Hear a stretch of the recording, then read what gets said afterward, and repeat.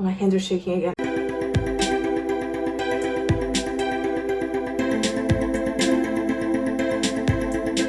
Hello and welcome to me building my first PC. So this is going to be a personal computer build.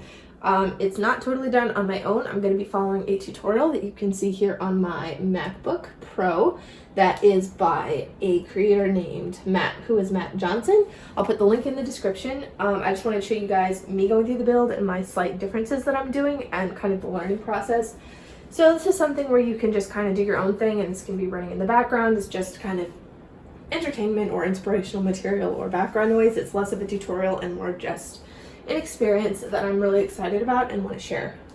So I have a couple tools here and I'm gonna get ready. Actually, before I start the tutorial, I've already watched it through almost twice all the way, once almost all the way, and then twice totally all the way. And this is for a video editing PC build, which is what I want to use this computer for in addition to other things. It's supposed to be a budget PC, but I did a lot of part upgrades, so it kind of ended up being not that much of a budget, but we'll see how it goes. Okay, so the first thing I want to do is I'm going to actually unbox this power supply and plug it in so I can use it to ground myself and protect my computer from any static electricity discharge. I changed out of my staticky clothes. I'm on a hardwood floor and I put my hair up, so it shouldn't be too much of a problem, but I didn't buy a static wristband or anything like that, so I'm going to actually just use this to discharge electricity before I touch things. So this is the EVGA 600 watt 80 plus power supply. I think based on learning about the tutorial and the research that I have done, that this power supply is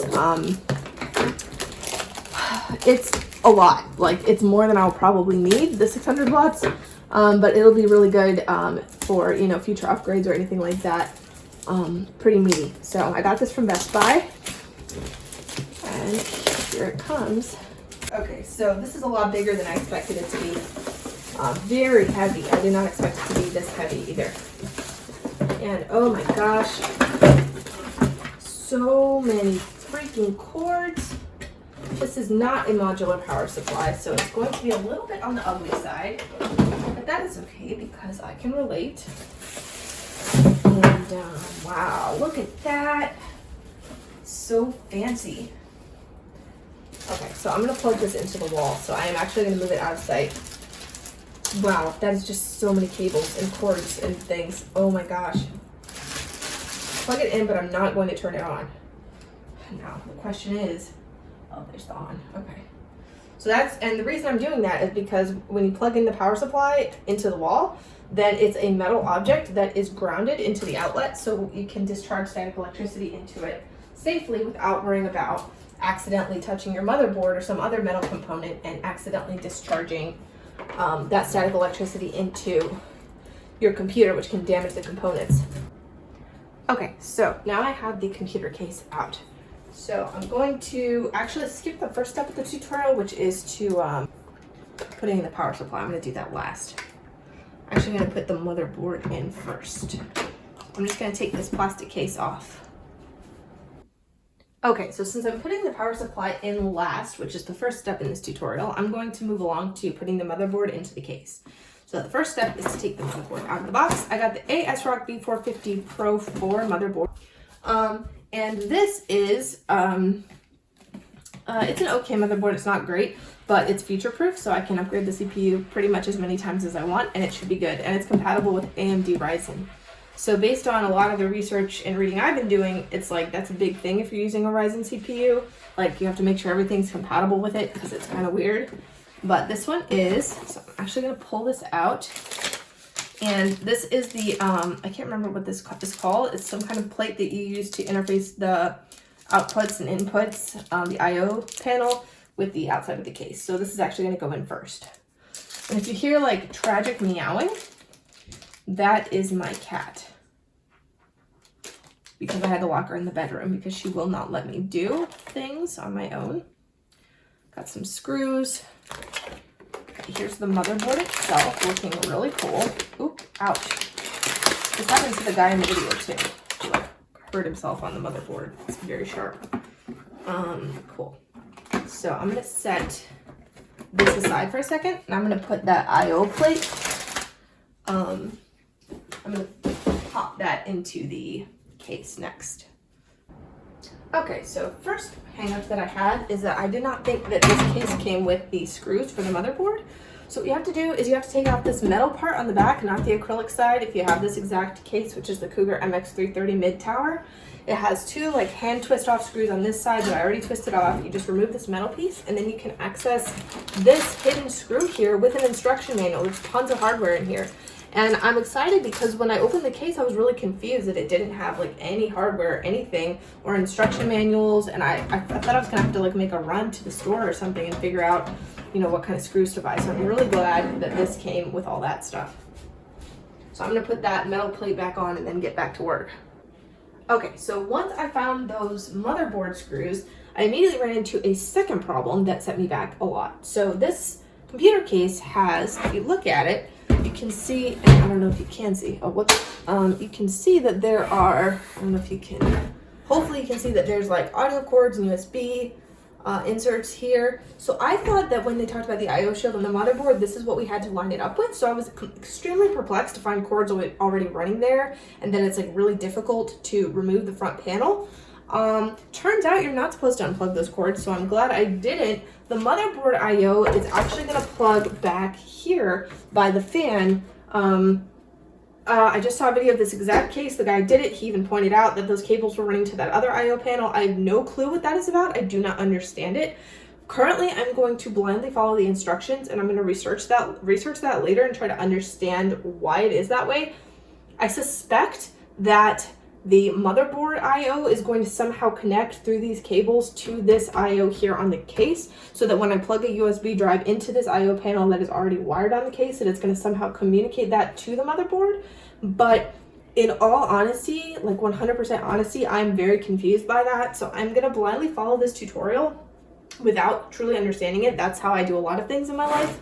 But if anybody has insight onto why on earth there are two separate IO panels, one of which is already kind of set up in the case and one of which is part of the motherboard, that would be extremely helpful.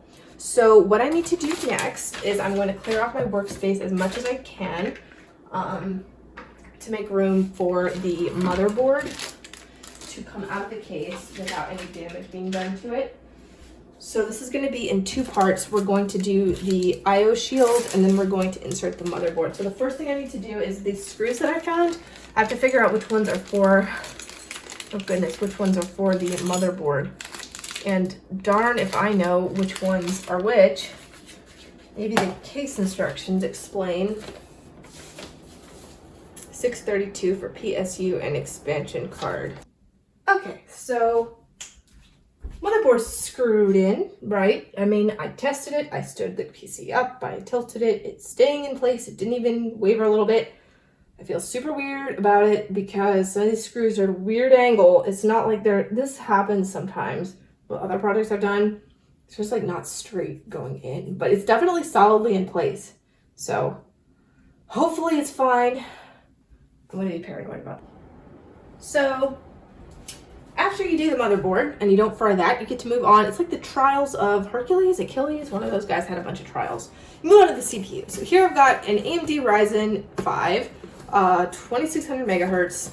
Is it the best processor in the world? No. Will it be awesome until one day I upgrade it? Yes, it absolutely will be.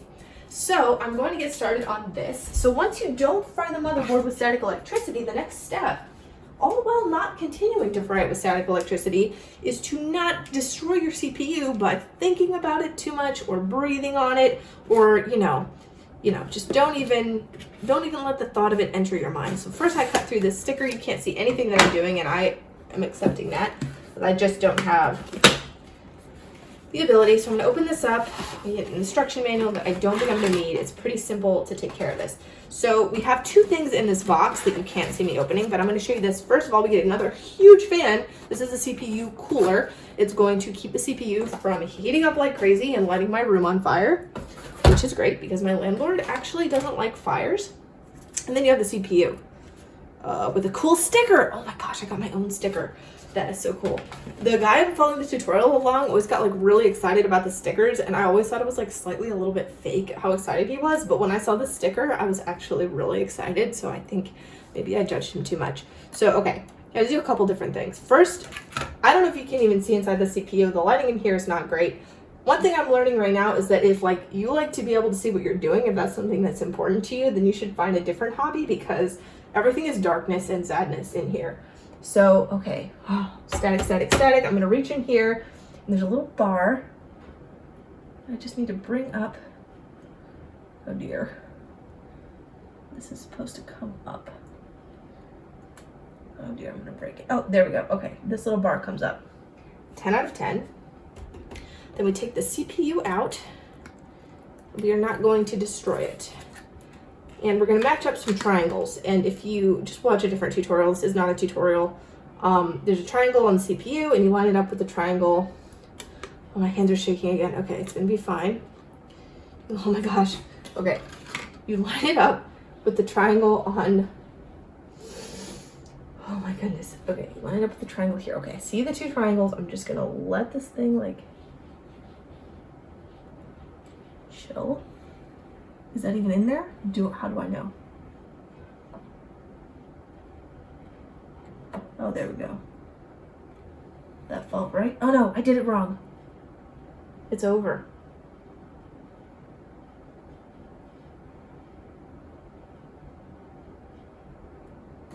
Oh, okay. I think it's probably fine because I didn't push it at all and it just fell in there. So I think it's probably okay. I don't think I bent anything because I literally applied like no force. I just sat it there and I was like, why didn't it click in? Thank goodness I didn't apply any force. Okay. Hopefully that's fine. I'm just going to put this arm back down. Oh dear. No, that's correct. Okay. Okay. CPU's in.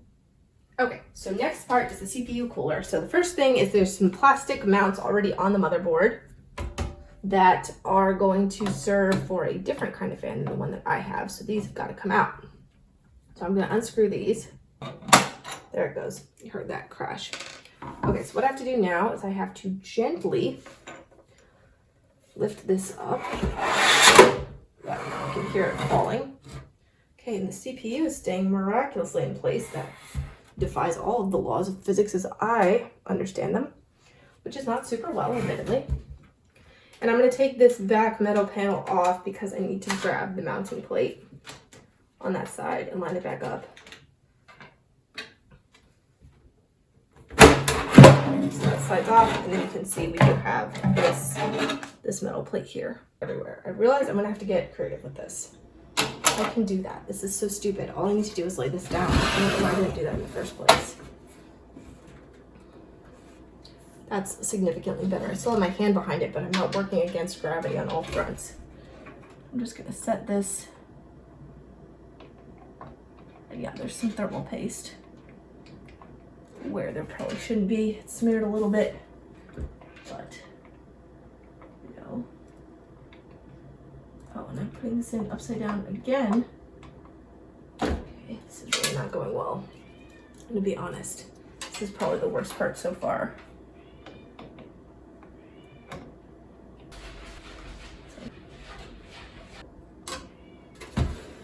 Set it back up. Okay, cool. Okay, so as we move into the solid state drive, things are getting a bit confusing because I'm not following the tutorial perfectly. I've got 2 SSDs instead of just 1 because I wanted to have a lot of space. Particularly, I want to have Windows 10 and Linux dual booted, Ubuntu, I guess that's a Linux distro, booted onto separate drives just for simplicity and just because I like having a lot of space. So these are both M2 drives, which means they're going to fit in really easily, but I'm a little confused because this motherboard doesn't look like the 2 M2 slots are the same, so I'm going to actually open this guy up. Try not to kill it with my huge scissors. And open it and have a look inside and see if there's instructions that give a little more detail about the type of drive that this is. It's very small. Oh my gosh, I can't believe how much storage this is going to hold for something so itty-bitty. And this is exactly what the guy in the tutorial said, how, oh, it's so small, blah, blah, blah. And I was like, oh, it's not that small, but when you see it in person, it's pretty small.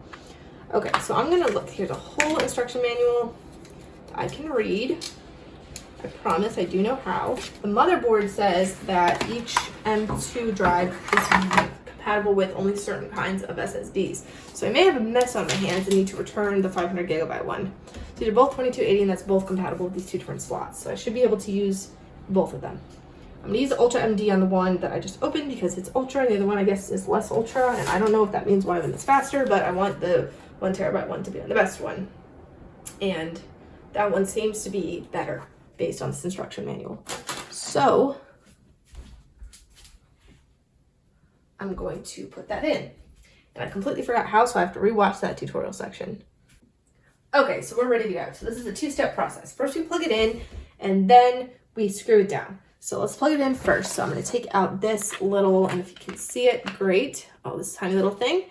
And then these gold pins here are going to just plug right in to this connector. I have to have faith because I do not see how this is going to work. Okay, no frying, no electricity. I'll reach down in there and you know what I mean? Like a loving push.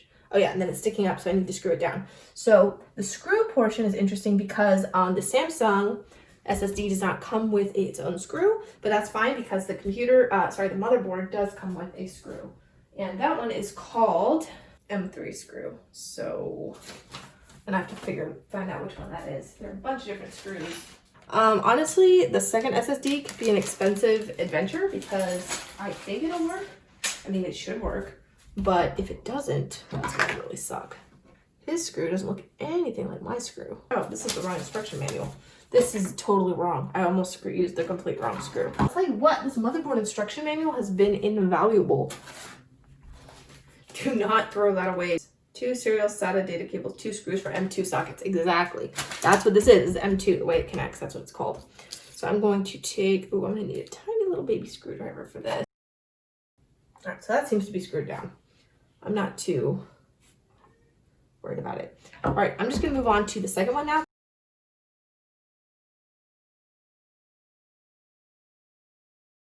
Okay, so I'm back with knowledge. The knowledge is that I learned what overclocking is. That's something I've been seeing a lot about. I didn't really know what it was. So I here in this box has two 16 gigabyte RAM sticks, 3200 megahertz, which is how fast they can transfer information, I guess. The problem with this is that even though that's a really good fast speed, as far as I can tell, at least for my standards, I was having problems with the manual because, so you always put the memory sticks in the same configuration if there's two, no matter what kind of CPU you have, no matter what kind of RAM you have, as long as they're the same type. You just put them in A2 and B2, the slots as they're labeled. So that's not the problem. The problem that I was having is that in the same table that explains where to put the RAM sticks, the only megahertz values would go up to way less than 3200 megahertz. So I didn't understand that, and I was afraid that I was going to somehow destroy my motherboard or my CPU by trying to put these RAM sticks in that are capable of 3200 megahertz. The truth is, it's going to be fine. This can go up to 3200 megahertz, and you can try to reach that performance with this configuration if you do this thing called overclocking, which you have to do manually, and it can result in things heating up really fast. So if you do overclocking, that tends to make things need to have more fans, I believe. That's my understanding. If I'm about to, you know, if this is like you guys are watching like Roadrunner and Wile E. Coyote, and you're about to watch me fail miserably, have a good laugh because it's about to happen now as I've just opened up my RAM sticks, which I believe makes them extremely difficult to return. So I'm going to be putting these in, and instead of following this tutorial, I'm actually just going to read this manual because it's a little more detailed and I can see it better. So I'm going to try to figure out where A2 and B2 are. Oh, it's pretty straightforward. So those are the ones that you probably can't even see what I'm pointing at, but the one second away from the CPU and then the one farthest away from the CPU. A2 and B2. Okay. So you have to put them in correctly, obviously. So you have to first pull out the arms at the end, and then you just lower you'll lower the RAM stick in, and then you just put it back together. That looks pretty straightforward.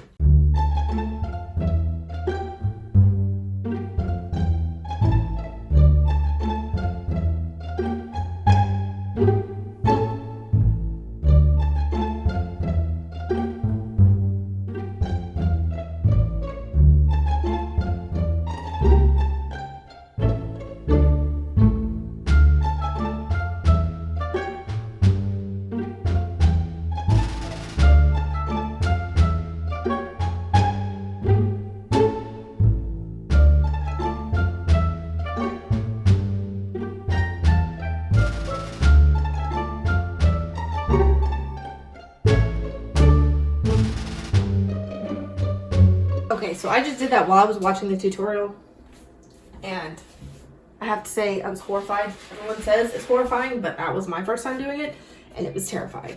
So you have to push down really hard, and it does sound like you're gonna break it. If everything feels, it points to this is going to break, and then it doesn't break. It's so different than when somebody tells you how it is, actually doing it, you know? I'm also taking this little plastic wrap on the logo.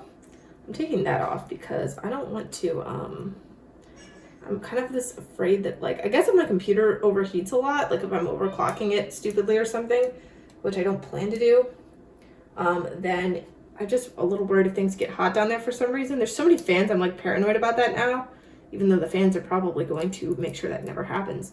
But if it does get hot, I don't want little plastic pieces melting everywhere. So I'm going to pop this one in, de-static myself. No static. Okay, plug this in and put that in. And by the gap, he means this little slot here. I didn't know what he was talking about, but there's a little piece that lines up in the actual motherboard, so you can just slam those together. Oh God. Oh. Okay. Cool. 10 out of 10. Okay, it's time for the graphics card. I have the XFX Radeon RX 570, 8 gigabytes of onboard RAM, or VRAM, I guess. I don't think I'm mining any Bitcoin with this, but it does look pretty cool. And it should definitely help me to be able to run Minecraft. So that's really all I want for Christmas is a computer that can run Minecraft. So, taking it out of the box, I know you can't see it, but I'll show you as soon as I get it out. This puppy is so big, it's so huge. And you don't want to static this guy either, so I just tapped off my hand onto the power supply. And, oh my goodness, there's a lot of protective film that has to come off. A lot of that. Two cool big red fans. I love the way that looks. Oh man, there's a lot of protective film to take off of there. And I think it's double wide. I'm just trying to check how big it is. Because there's a part of the computer case that I have to like tear off. On the tutorial, it screws off, but this one literally looks like it's perforated and you're supposed to just punch it out with your bare hands or a screwdriver. So I wish I would have known I had to do that before I put everything inside. Cool. Wow, that's so awesome. Okay, so I'm not really sure the orientation of this, but I'm just trying to figure out. Yeah, this one's definitely double wide. So I'm gonna set this back over here so carefully and all that anti-static stuff. And I'm gonna punch out this part of the case. That right. Yeah, this has got to be where it goes. Famous last words. Graphics card was expensive as everything. Okay, whoa! It just went in. It's in. It's in. Is it in? It's in. Okay. There's no way that's gonna stay in place. I do not believe it. We need to screw it down so that it will stay put. I'm with you on that. So, fun fact. It turns out that I used the wrong screws to screw in the motherboard, so I will be replacing those real quick. I forgot to film, but I'm screwing in the power supply, so I just slid it in. I'm not gonna be able to show you too clearly, I don't think. Can I? Yes, I can. I'm dedicated, I can. So the power supply goes in here. There's a big hole here, but I just slid it in through the side. There's all the cables coming out. We got more cables back there. And so I'm just screwing in. There's going to be 4 screws just to secure that into place. That's where the plug cord is going to go into. And then there's a view of the PC so far that is totally not falling apart. At the very least, the screws are secure in place. So I'm going to finish screwing that in, and then it's going to be time to hook everything up. I almost had to stop and give up because of how difficult it was to plug the power supply into the CPU. Now that that's taken care of, I'm sure it will only be downhill from there because that was really hard. So now it's time to connect the fan, and I think because this case is a bit weird, I need to have this Molex 3-pin adapter cable, so I'm going to plug this into the power supply Molex cable if I can find it. Oh, it looks like these two. So I'm just going to plug one of those in, if I can. It's very weird. but the tutorial told me that it is supposed to be weird. It's a very strange feeling. Then I'm going to run this adapter through here, and it should finally connect to, whoops, that didn't sound good, to this thing here, this fan cable. Oh, look, it's perfect. Okay, that was way less difficult than I thought it would be, considering that it wasn't really hard in the tutorial I was following. Thought it might be hard, but it wasn't that bad at all. Okay, so far I didn't show everything, but I powered the motherboard. Here, I powered the CPU up here. I powered the graphics card down here. Got this ugly cable coming up too, and then I also powered the fan now, the case fan that's built in.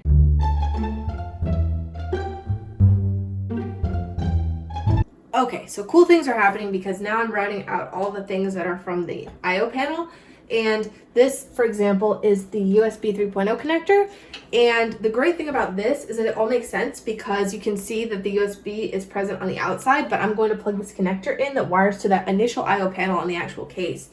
So it's all coming together, it's all making a lot of sense. You know, it's not complete insanity, and I can understand it now that the motherboard is going to route, you know, it's going to be able to take USB input from that control, but I guess it can take it from both.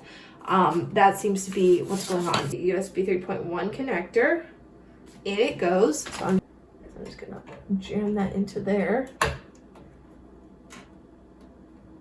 not gonna lie, this part is kind of stressful because there's so many little pins. So you kind of have to like really push on everything. It feels like things might break. Okay, that seems good. Okay, USB 3.0 is connected. Next one is gonna be, next one I'll do will be the USB, the regular USB. This will go right into, that's snapped in. Is there a second USB one that I should plug in? Is there? Audio, bunch of little power switches, and looks like it's the only thing. Okay, so we'll do the audio next. We're gonna tilt this upside down again so I can see it better. The lighting is better when I do it like that. Yeah, the cables are a little bit hideous. I didn't think it was going to bother me that much because I'm not usually bothered by stuff like that, but for some reason that one really bugged me.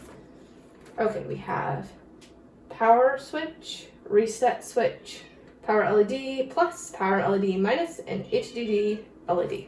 The hard disk. Now, I don't know if that's going to work if the solid disk drive is active. I don't know.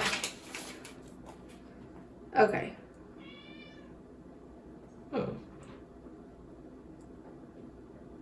I'm gonna have to watch the tutorial to see where those go because I'm not entirely sure. So as I'm finishing plugging in this I/O panel, I think it's important to note that this is really frustrating and I felt like I was being laughed at as I did it. But a big key feature of getting this to work properly with minimal frustration, because it is dark, and even if you have light, it's still hard to see because your hand's gonna get in the way and everything is so small and it's right up against the edge of the case. So you should realize that the power cords, like the actual cords that connect and that you're trying to plug in to the audio panel, those are like Twizzlers, so you can pull them apart. If you don't pull them apart, there's going to be tension every time you try to plug a new one in, and they're going to unplug. Like ones that you've already plugged in will be unplugging while you're trying to plug new ones in. So I found that by separating those like Twizzlers, it was really, really helpful to be able to get everything plugged in with minimal frustration. It was a lot easier because I had more slack to work with. So I just have to finish by putting in the reset switch and the power switch.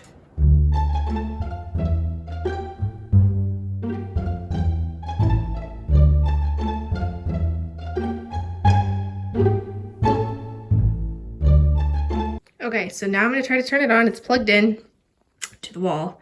I'm really nervous. I don't have any RGB, so when I hit the power supply, it shouldn't do anything, and it didn't. Oh man, when I hit the button. Dare I? Power button. You know what? I'm going to, for old time's sake. No! Ladies and gentlemen, lights are on and fans are running.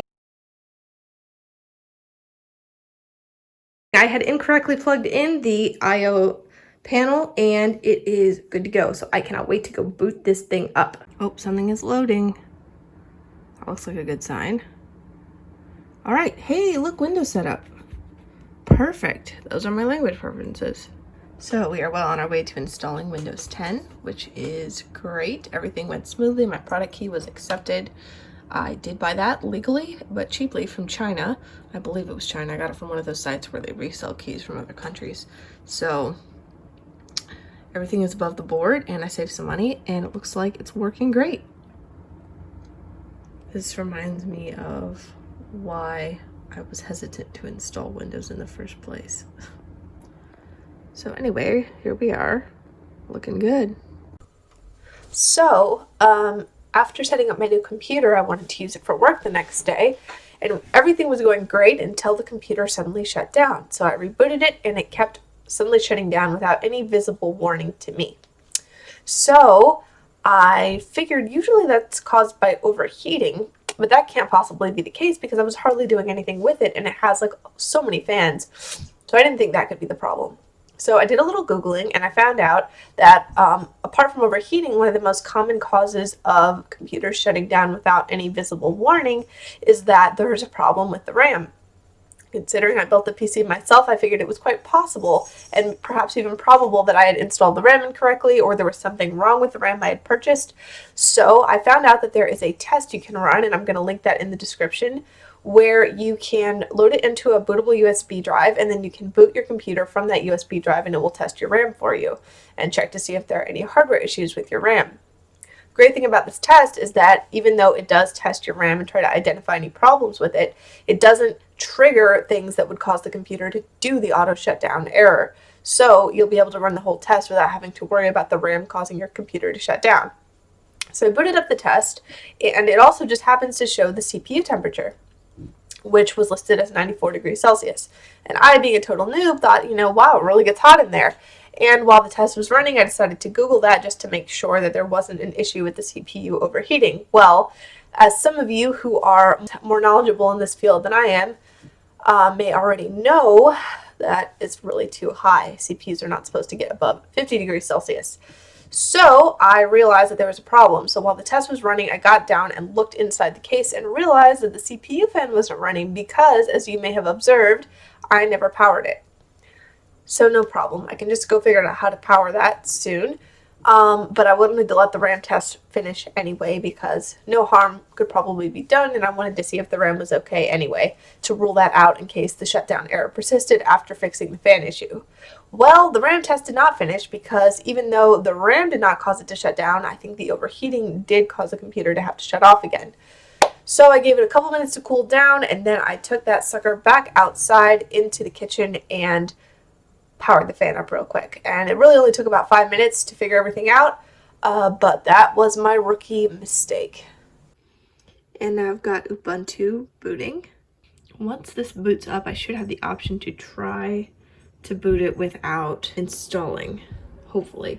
And then I can use the workaround to prevent the grub bootloader installing on the wrong SSD, which is apparently a big pain that most people want to avoid. I can't find anyone explaining why it's a problem, but apparently it's bad. You want it to be on the same SSD that you're trying. Here we go. So you can see here. Please choose language. You can try Kubuntu without making any changes to your computer directly from the CD. Well, hello. Oh, very angry. She was mad because I wasn't petting her. It's a flash drive. I'm about to take out that trash. Okay. Try Kubuntu and cool. So I'm following this from a tutorial on PICTEK. I'll put the link in the description for dual booting Windows and Kubuntu or Ubuntu without having to unplug an SSD and working around the grub bug. So I need to go to the Gparted application. So I have to find that. So I'm imagining, I'm not super familiar with this. I don't use Linux that much. I've used it sometimes, but mainly I've been using Unix through Mac OS. I used it a little bit at an internship, but I had a lot of trouble with it. Oop. Okay. All right, so we're gonna try to find Gparted. G-P-A-R-T-E-D. Okay, is that a thing I can have? Okay, I'm having my first regret because apparently the terminal in Kubuntu is called console with a K, which is just really disturbing. This one is the Windows drive. Yes. This one has almost a terabyte. This one here has, and then this is the USB stick, which has, I think, 32. I don't know. Lost track of that. We're gonna go with this one. And then we need to manage flags. Those are already unchecked. Okay, let's try. This one should also be unchecked. Aha. Don't. Okay, so after a little bit of messing around, we're ready to go. We're choosing UEFI because that's how I booted the Windows partition. Then we select Kubuntu, and it's going to check all the drives again, or I guess all the files. All right, here we go. Okay. Well, that looks right to me. Now, this is interesting.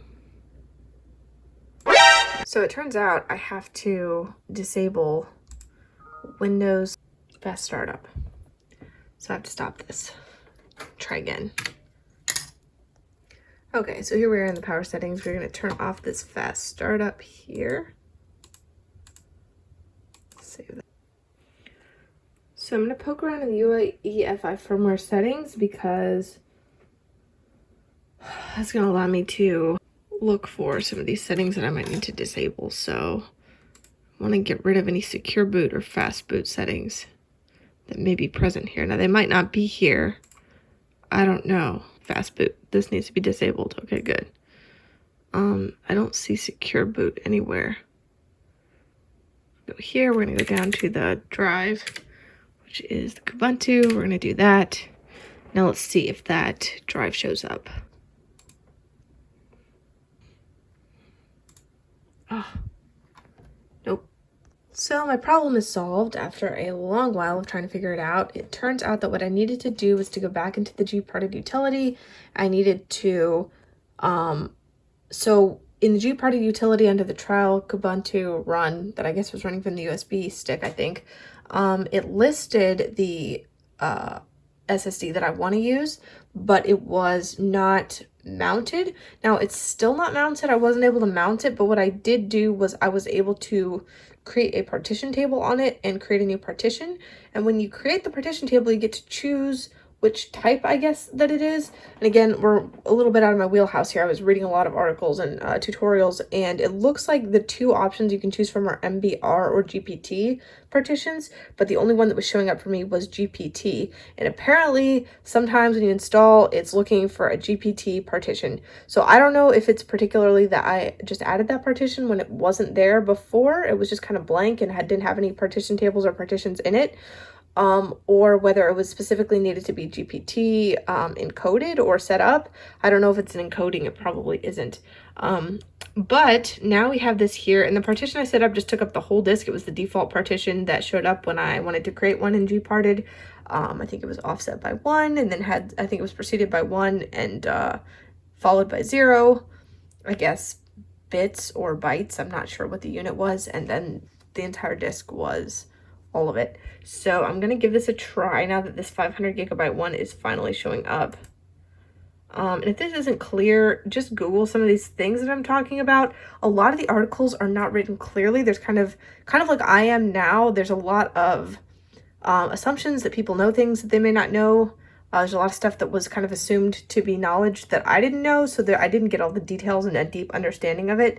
And I think a lot of these articles are written by people who may not speak English as a first language, which is awesome for them to have that knowledge and to be bilingual, but it's a little bit difficult for me to always understand it. So I'm actually going to just click install now. And this time I did skip the file check. I'm skipping it the last few times. Anyway, LVM is more flexible and it's apparently a lot more logical, so it's easier to move things around later. So I'm going to go with that. I'm not going to do the encrypted one just because, honestly, because I don't 100% understand it. I'm not planning on doing anything sensitive on this. I'm going to be doing most of my sensitive stuff that I'd be worried about on Windows. This is just going to be more for messing around. I know that with Mac, if you encrypt your hard drive, that if you forget the key or something, it can be really bad because you can't ever decrypt it. So I'm not going to worry about it. Okay, so here we go. Install now. 500 gigs, okay. Cool.